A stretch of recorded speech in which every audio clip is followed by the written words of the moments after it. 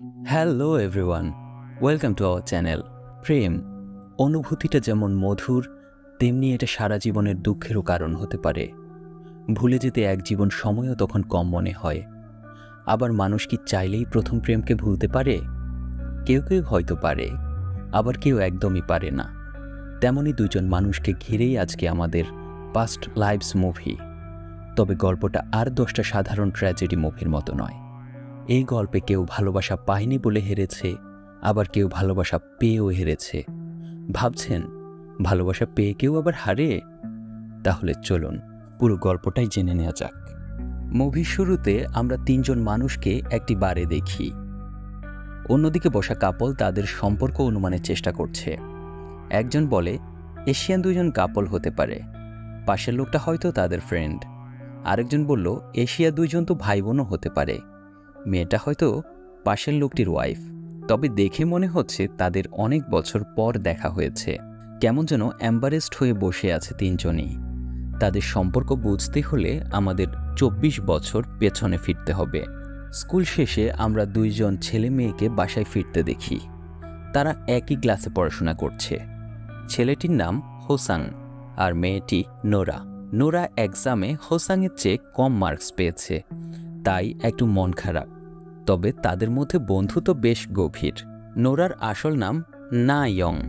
যা হোক, রাতে নোরা তার মাকে বলে সে বড় হয়ে হোসাংকে বিয়ে করবে, কারণ সে তাকে অনেক পছন্দ করে, আবার হোসাংও তাকে অনেক পছন্দ করে। নোরার মা হেসে বলে তারা কি আগামীকাল ডেটে যেতে চায় কিনা। নোরা তো সানন্দে রাজি হয়ে যায়। তাই পরদিন তাদের মা দুজনকে নিয়ে ঘুরতে বের হয়। বাচ্চা দুটো পার্কে খেলা করছে আর মায়েরা বেঞ্চে বসে কথা বলছে। এখানে আমরা জানতে পারি নোরাদের পরিবার কানাডায় মাইগ্রেট করেছে। এখানেই তার নাম চেঞ্জ করে নোরা রাখা হয়েছে। তারা আর অল্প কিছুদিনই দেশে আছে। এ কয়দিন নোরার মা তাকে গুড মেমোরিজ দিতে চায়। হোসাংয়ের মা জিজ্ঞেস করে তারা বিদেশ যাচ্ছে কেন। নোরার মা বলে কখনো কখনো জীবনে আগাতে হলে পেছনের জীবন ছাড়তে হয়। নোরা বা হোসাংয়ের কোনো আইডিয়াও ছিল না তাদের জীবন কোন পথে যেতে চলেছে। তারা দুজন মনের সুখে নিজেদের প্রথম ডেট এনজয় করছে। অনেক ঘোরাঘুরির পর তারা বাড়ির পথ ধরে। ক্লান্ত দুজন হাত ধরাধরি করে গাড়িতে ঘুমিয়ে পড়ে, কিন্তু তাদের আনন্দ বেশিক্ষণ স্থায়ী হবার ছিল না। নোরার লাস্ট ক্লাসের দিন হোসাং সব জেনে ফেলে। কষ্টে তার মন ভেঙে যায়। সেদিন রাস্তায় তারা কোনো কথাই বলে না। বাসার কাছে সে হোসাং শুধু একবার গুড বাই বলে। সে তাকে এয়ারপোর্টেও সি অফ করতে চায় না। পরের সিনে আমরা নোরাকে টরন্টোতে দেখি। নোরাও অনেক কষ্ট পেয়েছে। সে কিছুতেই হোসাংকে ভুলতে পারে না। নতুন পরিবেশে মানিয়ে নিতেও তার কষ্ট হচ্ছে। এভাবে এক যুগ কেটে যায়। এখন দুজনের বয়সী 24 বছর। বয়স অনেক কিছুই বদলে দিয়েছে। আমরা হোসাংকে সেনাবাহিনীতে কর্মরত দেখতে পাই। অন্যদিকে নোরা টরন্টো থেকে নিউ ইয়র্কে শিফট করেছে। সে একজন রাইটার হিসেবে নিজেকে প্রস্তুত করেছে। বই পাবলিশের জন্য সে বিভিন্ন পাবলিশারদের সাথে কথা বলেছে। তার আগের সেই পিছুটা নেই। তার জীবন বেশ ভালোভাবেই কেটেছে। এক দুপুরে নোরা তার মায়ের সাথে কথা বলছিল। কথায় কথায় তার মা হোসাংয়ের ব্যাপারে জিজ্ঞেস করে। তার ছোটবেলার বন্ধু, যাকে সে এককালে বিয়ে করতে চাইত। নোরা তাকে প্রায় ভুলেই গিয়েছিল। সে কৌতূহলবশত ফেসবুকে হোসাংকে সার্চ করে। হোসাংকে খুঁজে পেতে বেশি সময় লাগে না। হোসাং কিন্তু আরও আগে থেকেই তাকে খুঁজছে। সে নিজের আইডিতে একটা পোস্ট দিয়ে রেখেছে, যেন নোরা সেটা দেখলে কন্ট্যাক্ট করতে পারে। এত বছর পর হোসাংয়ের ছবি দেখে তার বেশ ভালোই লাগে। সে তাকে একটা মেসেজ দিয়ে রাখে। হোসাং সে সময় বন্ধুদের সাথে আড্ডা দিচ্ছিল। সে হয়তো নোরাকে ভুলতে পারেনি। মদ্যপ হোসাং নোরার মেসেজ খেয়ালও করে না।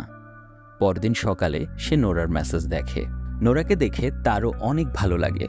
হোসাংয়ের জীবন কিন্তু নোরার মতো এত গুছানো না। সে এখনও পড়াশোনা শেষ করতে পারেনি। তার কোনো চাকরিও নেই। কিছুদিন হলো সেনাবাহিনীর বাধ্যতামূলক চাকরি শেষ করেছে। সে ফ্রি হয়ে নোরাকে টেক্সট করে। নোরা যেন এটার অপেক্ষাতেই ছিল। সে লাইব্রেরি থেকে সোজা বাসায় আসে।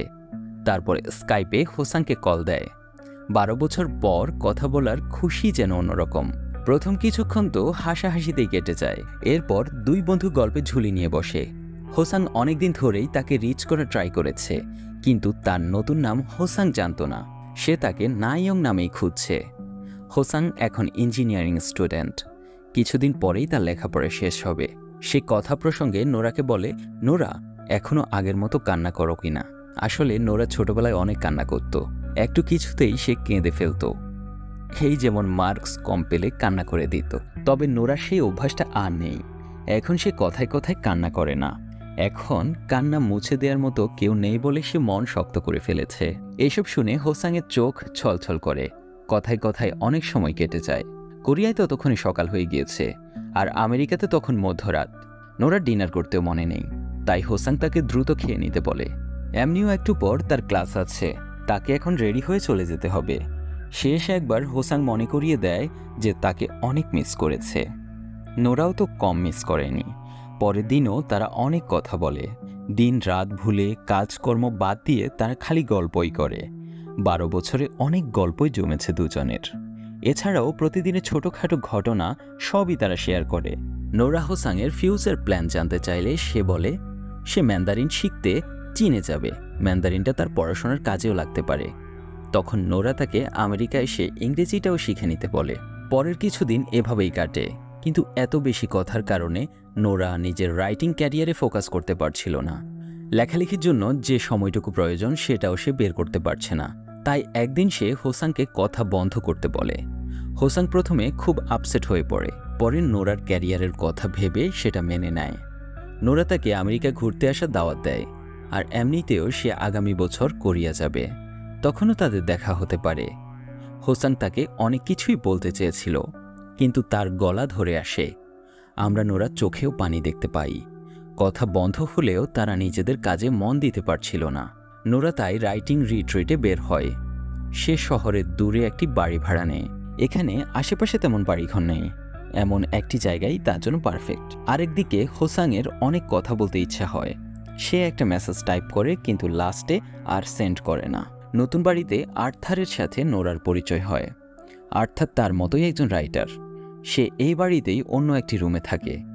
খুব অল্প সময়েই তাদের মধ্যে ভালো বন্ধুত্ব তৈরি হয়। দুজনই রাইটার বলে ভাবটাও বেশ জমে। হোসাংও থেমে নেই।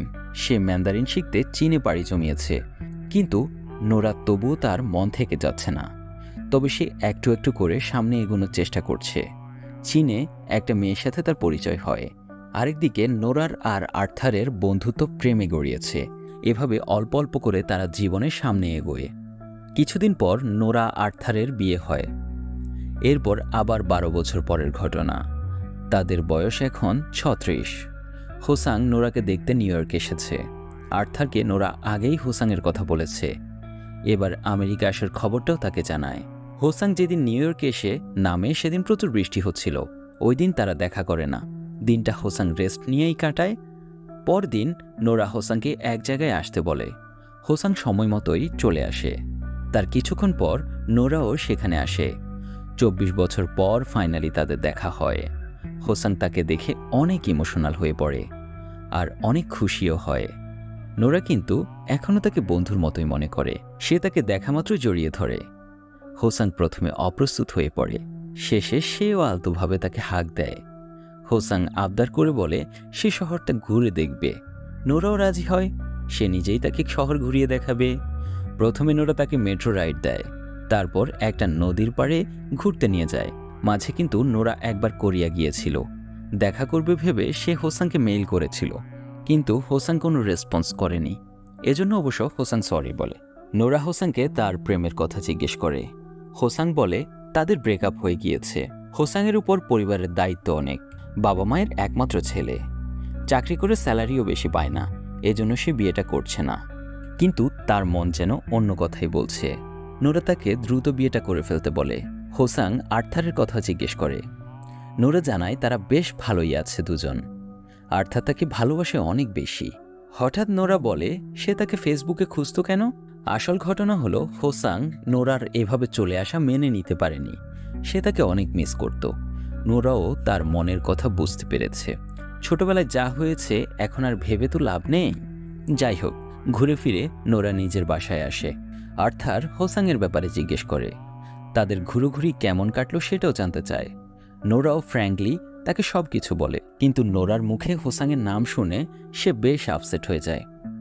সে তো নিজেই একজন ছেলে, নিজের স্ত্রীর মুখে পরপুরুষের নাম তাকে বেশ কষ্ট দেয়। চোখে মুখে আমরা সেই কষ্টের ছাপ দেখতে পাই। অবশ্য সে এটা বুঝতে পারছে ছেলেবেলার বন্ধুকে পেয়ে নোরা অনেক এক্সাইটেড। এতদিন পর দেখা হলে ইমোশন কাজ করাই তো স্বাভাবিক। কিন্তু নোরার মুখ থেকে হোসাংয়ের নাম সরছেই না। তাই আর্থার একবার জিজ্ঞেসই করে বসে, হোসাং কবে যাবে? নোরা বলে সে পরশুদিনই চলে যাবে। রাতে দুজন ঘনিষ্ঠ হয়ে শুয়েছিল। আর্থার নোরাকে হারিয়ে ফেলার ভয় পাচ্ছে। সে বলে তাদের গল্পটা অনেক বোরিং। অন্যদিকে নোরাদের গল্পটা অনেক ইন্টারেস্টিং। আজকে নোরা বিদেশ না আসলে হোসাংকেই তো বিয়ে করত, কিন্তু একটা সময় সে ইমোশনাল হয়ে নোরাকে বলে সে নোরাকে অনেক ভালোবাসে, তার জন্য সে সব কিছু করতে পারে। পরদিনও তারা অনেক ঘোরাঘুরি করে। হোসাং আজকে নোরার জন্য নাস্তা এনেছে। নোরা তাকে বোট নিয়ে নিউ ইয়র্ক সিটি দেখায়। মাঝে মধ্যে এটা সেটা নিয়ে গল্প করে। সবই ছোটবেলার কথা। আমরা ছোটকালে এটা করতাম, ওটা করতাম, কার সাথে কবে কি মজার ঘটনা ঘটেছিল এসবই। আবার মাঝে মাঝে দুজনই একদম চুপ। সুন্দর লোকেশনে নোরা তাকে কিছু ছবিও তুলে দেয়। সে হোসাংকে নিজের বিয়ের ছবি দেখায়। সন্ধ্যায় নোরা হোসাংকে বাসায় নিয়ে আসে। প্রথমবারের মতো হোসাং আর আর্থার সামনাসামনি হয়। প্রথমে তো দুজনেই বুঝতে পারে না কি বলবে। পরে আর্থারই কোরিয়ান ভাষায় বলে হ্যালো। হোসাং তার রিপ্লাই দেয় ইংরেজিতে। এরপর আর্থার তাদের ডিনারের জন্য বাহিরে নিয়ে যায়। তিনজন পাশাপাশি বসে কথা বলছিল। এই সিনটাই আমরা মুভির শুরুতে দেখছিলাম। এখানে তারা টুকটাক কথা বলে। আর্থার কোরিয়ান বোঝে না, অন্যদিকে হোসাং ভালো ইংরেজি বলতে পারে না, তাই নোরা তাদের কথা ট্রান্সলেট করে দিয়েছিল। হোসাং নোরার বিদেশ চলে আসাকে অ্যাপ্রিসিয়েট করে। দেশে থেকে সে কিছুই করতে পারত না। এই যেমন সে 24 বছর ধরে আর্মিতে ঢুকেছে, সেখান থেকে পড়াশোনা শেষ করে ছোট জব করে। সেখানে এক্সট্রা টাইমের জন্য বেশি টাকাও দেয়া হয় না। কোরিয়ায় নোরার ড্রিম কখনোই ফুলফিল হতো না। কথায় কথায় হোসাং বলে কেমন হতো যদি সে 24 বছর বয়সে আমেরিকা চলে আসতো, বা নোরা কখনোই যদি দেশ না ছাড়তো, তখন কি তাদের জীবনটা অন্যরকম হতো না? তখন নোরাও নিজেকে ধরে রাখতে পারে না। তারা দুজন নিজেদের ভাষায় কথা বলতে শুরু করে। পাশে যে আর্থার বসে আছে সেদিকে তাদের কোনো খেয়াল নেই। আর্থার তাদের কথা বুঝতে পারছিল না, কিন্তু তাদের গোপন কথা তাকে কষ্ট দিচ্ছিল অনেক। তার চোখগুলো ভিজে আসছিল। কিছু সময় পর নোরা বুঝতে পারে এসব ঠিক হচ্ছে না, তাই সে উঠে ওয়াশরুমে যায়। বাকি দুজন পাশাপাশি বসেছিল। একজন যে আর কখনোই নোরার ভালোবাসা পাবে না, আরেকজন যে এতগুলো বছরেও নোরার আপন হতে পারেনি। আর্থার বুঝতে পেরেছে হোসাং সবসময় নোরার মনে ছিল, আছে এবং থাকবে। হোসাং একটু আগের ব্যবহারের জন্য সরি বলে। আর্থার তাকে এ নিয়ে কিছুই বলে না। এত বছর পর দেখা হলে এমন একটু হতেই পারে। কিছুক্ষণ পর হোসাংয়ের ফ্লাইট। নোরা তাকে ট্যাক্সি পর্যন্ত এগিয়ে দেয়। এবারও তারা কোনো কথা বলতে পারছিল না। একটা সময় দুজন মুখোমুখি দাঁড়ায়। অপ্রীতিকর কিছু ঘটনা ঘটার আগেই হোসাং একটা ট্যাক্সি ডেকে নেয়। নোরাও তাকে শেষবারের মতো জড়িয়ে ধরে। হোসাং বলে সুযোগ পেলে কোরিয়াতে ঘুরে যেতে। নোরা সবসময় বলতো আগের জীবনে হয়তো তাদের গভীর কোনো সম্পর্ক ছিল, তাই তো এ জীবনে তাদের এত মনের টান। কিন্তু নোরার প্রশ্নটির কোনো উত্তর দিতে পারে না। হোসাং আবার দেখা হবে বলে ট্যাক্সিতে উঠে। আরেকবার তাদের রাস্তা আলাদা হলো। নোরার জন্য এটা কম কষ্টের না। সে শরীরটাকে টেনে হিঁচড়ে বাসার সামনে নিয়ে আসে। মন যেন ট্যাক্সির ভেতরেই পড়ে আছে। নোরা জড়িয়ে ধরে কান্নায় ভেঙে পড়ে। মুভির শেষ সিনে আমরা হোসাংকে ট্যাক্সিতে দেখি যে এয়ারপোর্টের দিকে যাচ্ছে। মুভির গল্প এখানেই শেষ। হয়তো তাদের কোনোদিন আবার দেখা হবে, আবার দেখা নাও হতে পারে। আজকে এখানেই শেষ করছি। আশা করছি মুভিটি আপনাদের অনেক ভালো লেগেছে। ভালো লাগলে অবশ্যই লাইক দিবেন, কমেন্ট করে জানাবেন আর আমাদের চ্যানেলের সাথেই থাকবেন।